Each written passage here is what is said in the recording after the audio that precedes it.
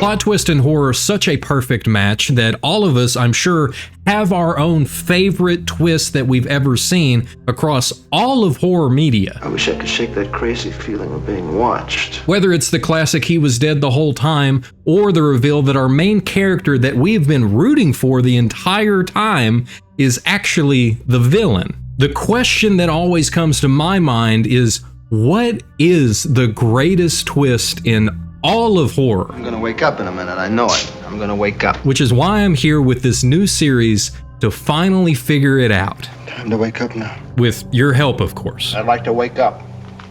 I'd like to wake up now. Which is why the perfect place for us to start is where some of the greatest twists ever written have come from. The Twilight Zone. And where better to start than the very first episode? The place is here and the time is now. And the journey into the shadows that we're about to watch could be our journey. But before we go, we have a word from our sponsor, Aura. So don't go away. There I was, just walking down the road, when all of a sudden and out of nowhere, all of my information was abducted. But the scariest part of all of this is that it's most likely you too, since there was billions of files that have been leaked over this last year. And the only reason that I know that my social security number was leaked out there online is because of Aura. They were able to track it down and flag it to let me know, hey, your information's out there. And at first I thought that's all there was to Aura until I found out that they also have a full system to track all of your credit information. They have another system to track all of your banking information.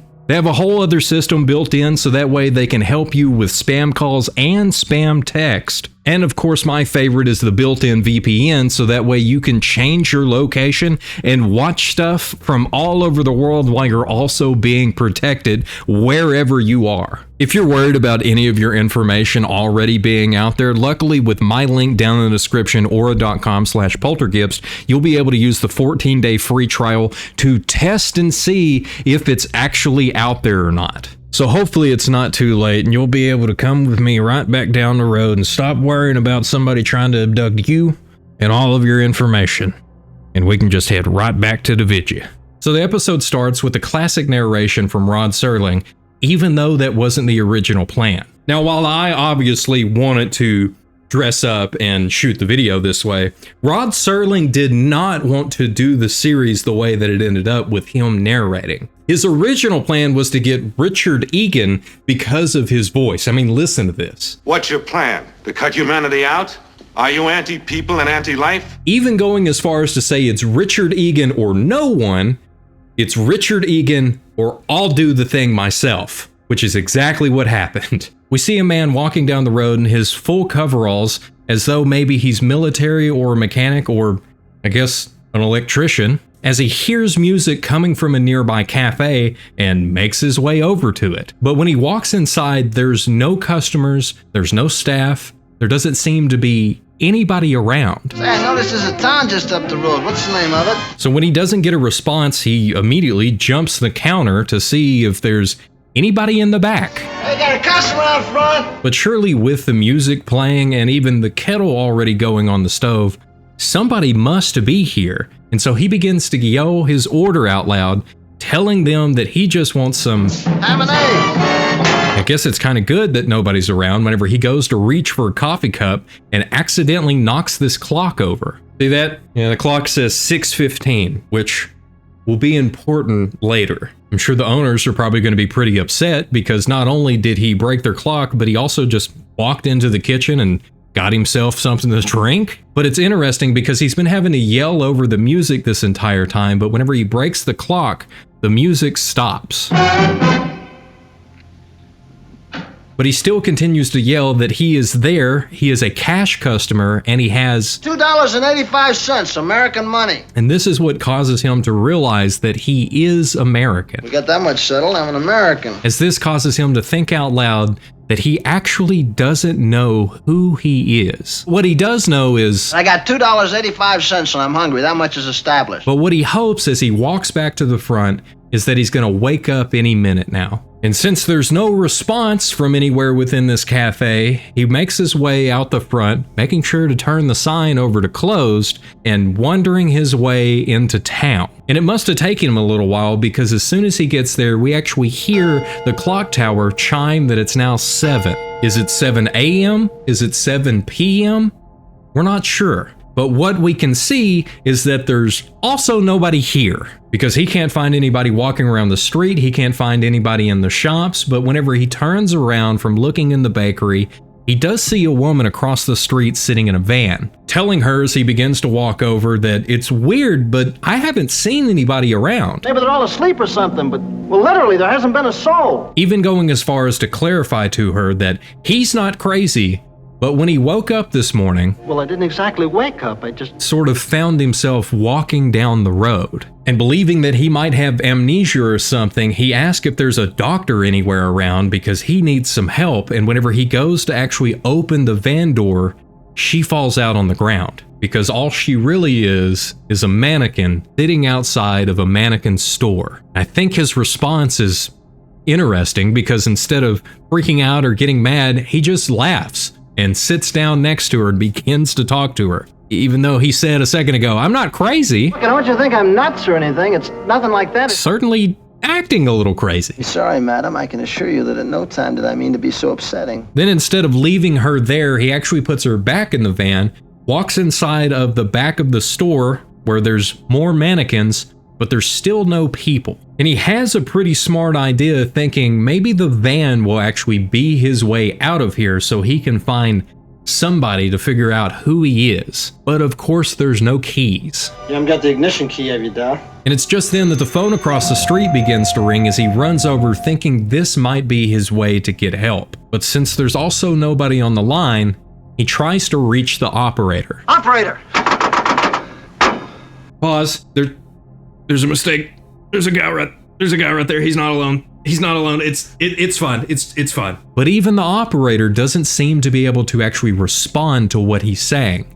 And that's when he finds out that This is a recording. Operator. This is a special operator. and he still pleads with them until he finally gets upset enough that he hangs the phone up and realizes that there was a phone book sitting there that says Oakwood Alphabetical Telephone Directory. So at least now he knows where he is, but all of the people that are actually listed in the phone book must just live in that book as he begins to question who is watching any of the stores. When he tries looking around again to see if there's somebody that might have walked past or be out in the open, but there's still nobody. So that's when he decides that he actually needs to go and look somewhere else, but he's stuck in the phone booth. All right, who's the wise guy who locked the door? This whole part here, whenever he actually gets stuck in the telephone booth, was something that happened to Rod Serling himself. He was at an airport making a phone call just before his flight was fixing to leave, and while he was in the booth, they called for him to go and board. And then he just forgot how to actually open the door. He thought he needed to like push it instead of pull and slide it over, just like what happened here. And he ended up panicking in the moment and yelling for people to come and help him until finally somebody ran over and kicked the door in. And of course, he found the whole thing so embarrassing that he had to incorporate it into his own show, which is a really good way to show that somebody is already struggling mentally and is not able to focus or think straight as they normally would in the moment, which is exactly what happens here. Finally making his way out of the phone booth, he decides that probably the best place to start is the police station. But even though there's nobody in here, that's not what makes him feel so uncomfortable, as he says that he wishes he could Shake that crazy feeling of being watched. and listened to. Then in another smart move, he picks up the radio and begins to report himself, saying that he's most likely wanted by the FBI, when he looks over to the counter and sees a cigar that is still lit. But instead of yelling more for somebody to come out and help him, he stays quiet and begins to make his way throughout the police station, even going back to one of the cells where it looks like somebody was just shaving. And all of the weirdness that is going on makes him begin to say to himself again, Time to wake up now. as just then, the cell door begins to close. But just before he gets locked in there, he runs out of the cell and then off into the town square, yelling, Hey! Where is everybody? me! Which is fun because it's the name of this episode.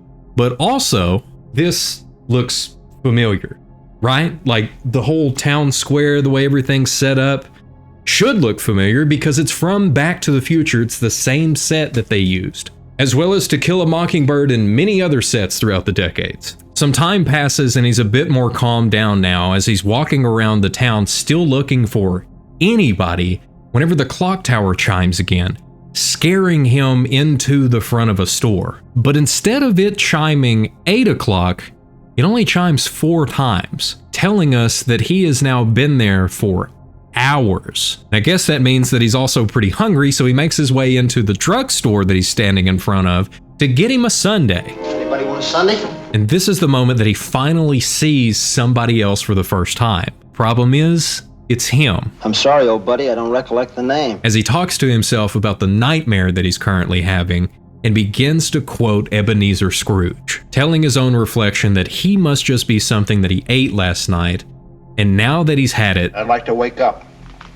I'd like to wake up now. But I guess if he can't wake up, at least he's got somebody to talk to? Kinda? Because my grandma always told me it's fine to talk to yourself, just as long as you don't start answering yourself. I feel like he's right on the line of starting to do that, because all of this just seems so crazy to him that even whenever he looks at the counter, he sees Oakland's basketball schedule and says, Nobody in the whole bloody world can have a dream as complete as mine. and it's at this moment that he actually begins to look around to see all of the little details that are going on around him, even down to the books and the book titles, as we see, oh, that's The Last Man on Earth right there, written by Richard Matheson, who also wrote a bunch of stuff for the Twilight Zone, and you probably know this story from its iterations in stuff like I Am Legend, The Omega Man, and The Last Man on Earth, which I guess most likely we only actually know about I Am Legend because that's the most recent one. But yeah, it's all based on the story from this book. Pretty cool. And picking one up, we can actually see some shock set in on his face as he puts it back down and runs outside to sit on the park bench. And here's where he must have been for quite a while too, as he's been playing tic-tac-toe with himself in the dirt. As finally, something happens and the lights kick on.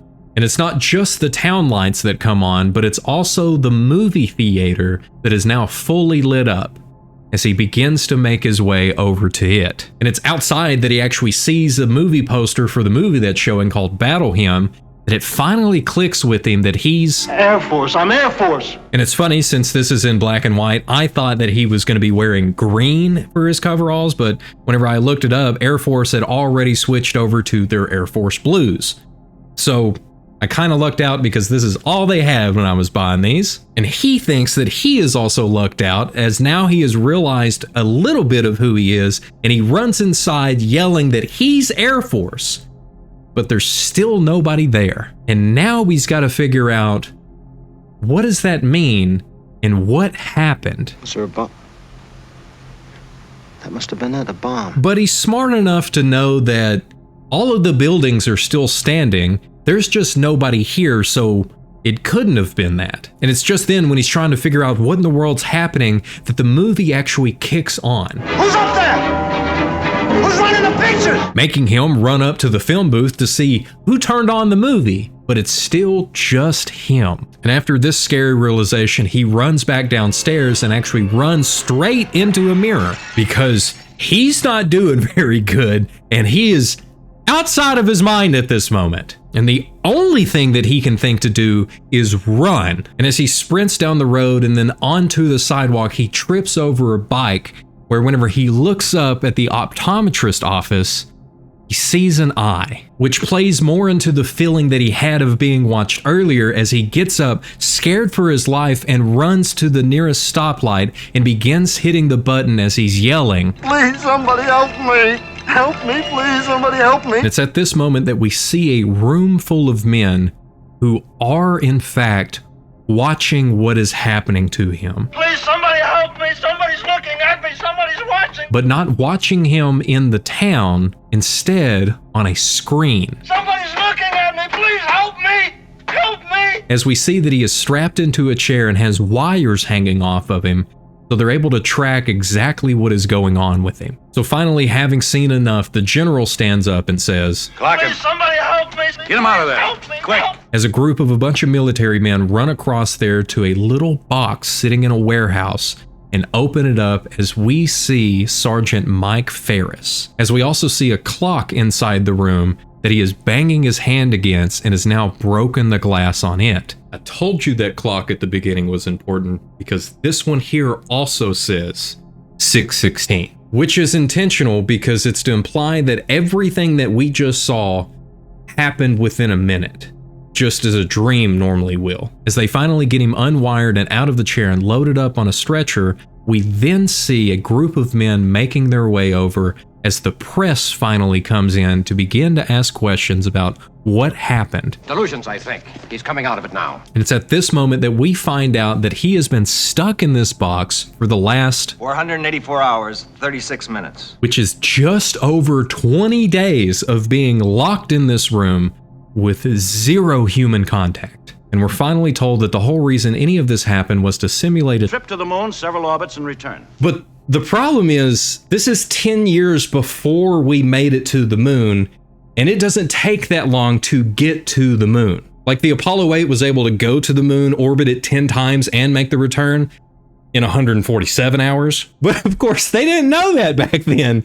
So they did the best they could to think of how long it would take to get to the moon. And this is what they thought. So the press begins to ask the general, what happened to him in there? What happened to him is that he cracked. And the general makes it very clear that if any of them were trapped in a 5-foot room for more than 2.5 weeks, being completely alone and not even hearing another human voice except for their own, that he would Give you especially good odds that your imagination would run away with you too. And with that, the general finally steps away from the press to go over to talk to Sergeant Ferris to ask him what happened.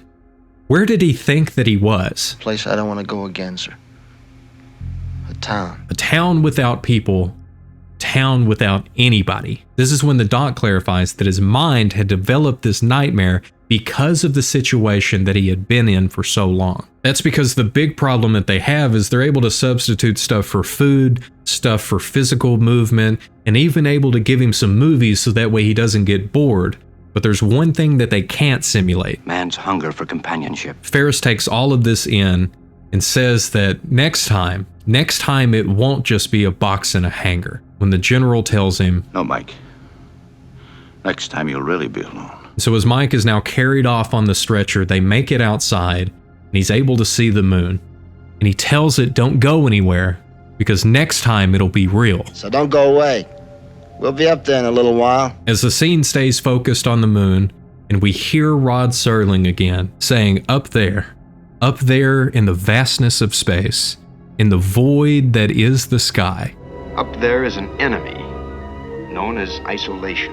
It sits there in the stars, waiting with the patience of eons. Forever waiting in the Twilight Zone. As the first episode of the Twilight Zone comes to an end. But this is not the first episode that was actually written for the show. The first episode that Rod Serling ever wrote was called The Happy Place, which was rejected because of what happens in the episode he wrote. The subject matter of a society that ends residents whenever they turn 60 was seen as too depressing for the first episode. So instead we got this. Please help me!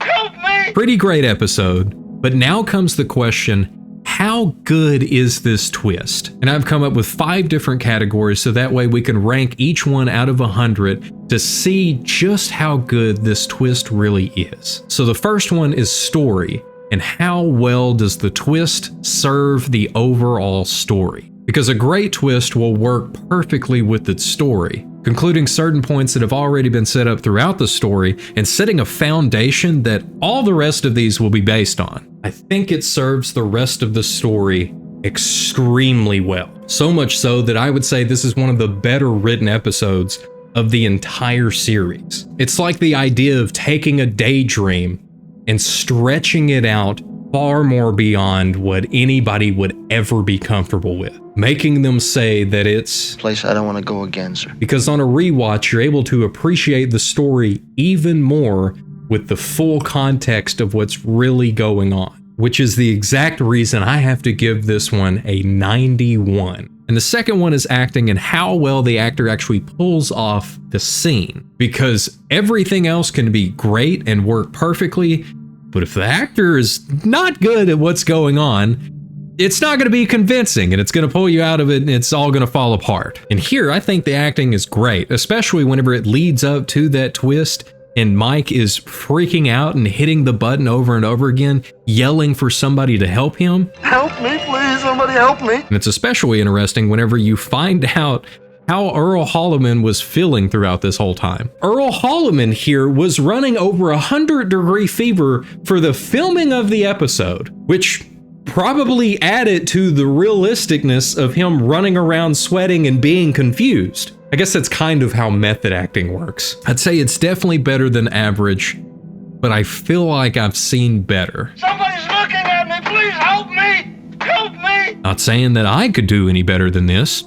It's not gonna happen. So with all of that, I gotta give it an 82. The third point is predictability, and whether or not you're able to see the twist coming from a mile away, or if it was so out of left field that nobody in their right mind would ever be able to guess what happened. And this one's a little odd because instead of just going from 0 to 100, it's more like 0 to 100 back to 0 to cover for the mile away all the way to the left field. We get slight things throughout the episode about who he is and how he's feeling. So with the brief mentions of him feeling like he's being watched and heard, the moment he comes to the understanding that he's in the Air Force, the moment in the beginning when he's wanting food, but there's nobody there for him to see or respond to his request. The lights being controlled by an unseen force as well as everything else around him. And even all of the mirror scenes that show that he is actually trapped with himself. And I also love the fact that he even tries to figure out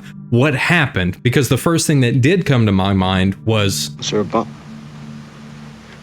That must have been it, a bomb. but he logically walks his way through how that doesn't make any sense, which helps us to think there's got to be something else going on here that is military involved and involves only him. And with all of the other clues, you could come to the conclusion that this is a military experiment going on, and that's the reason that he is trapped with just himself, which is why I've got to give it an 84. Number 4 is satisfaction, and how well does the viewer take the twist? This could be something that makes you go, wow, that was amazing, and it sticks in your mind, or it could be something that makes you go, whoa, whoa, but you'll still be quoting it for years on end. What's in the box? What's in the box? You know you do it. And this one here, I feel like was pretty satisfying. You get to the end and you go, whoa, it was all in his mind. That's crazy. Just a kind of a nightmare that your mind manufactured for you. And it's the reason this episode is as well remembered as what it is,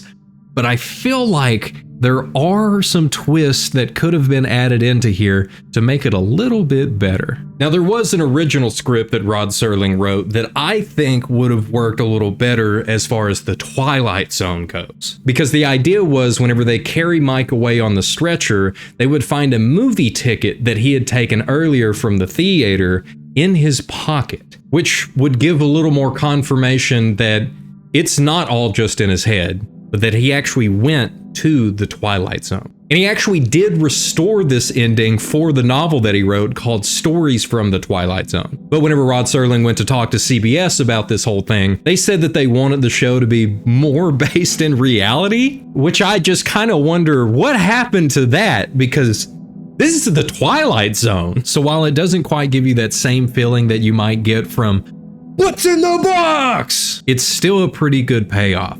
So I gotta give it an 81. And the fifth one is the Poltergeiger, which is by far the most important because it's my opinion. Personally, I love this episode.